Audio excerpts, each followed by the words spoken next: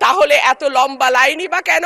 দামই বা বাড়াইতে হয় কেন? বাংলাদেশে আবারও জ্বালানি তেলের দাম বৃদ্ধি পেয়েছে, আর এর সরাসরি প্রভাব পড়েছে দেশের নিম্ন আয়ের ও খেটে খাওয়া মানুষের উপর।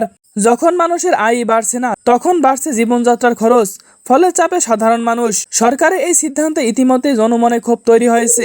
অনেকেই প্রশ্ন তুলছেন, যেখানে জ্বালানি মন্ত্রণালয় দাবি করেছেন আগামী 12 বছরে জ্বালানি মজুদ রয়েছে দেশে, সেখানে কেন জ্বালানি তেলের দাম বৃদ্ধি পাচ্ছে? এই ইস্যুতে মুখ খুলেছেন দেশের ক্রীড়াঙ্গন থেকে অনেক খেলোয়াড়।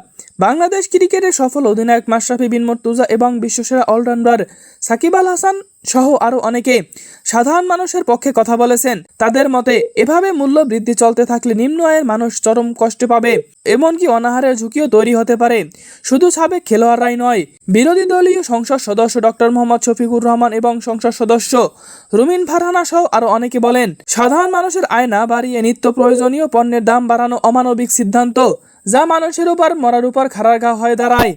এমন সব ভিডিও পেতে আমাদের চ্যানেলটিকে লাইক এন্ড সাবস্ক্রাইব করে পাশেই থাকুন। ধন্যবাদ।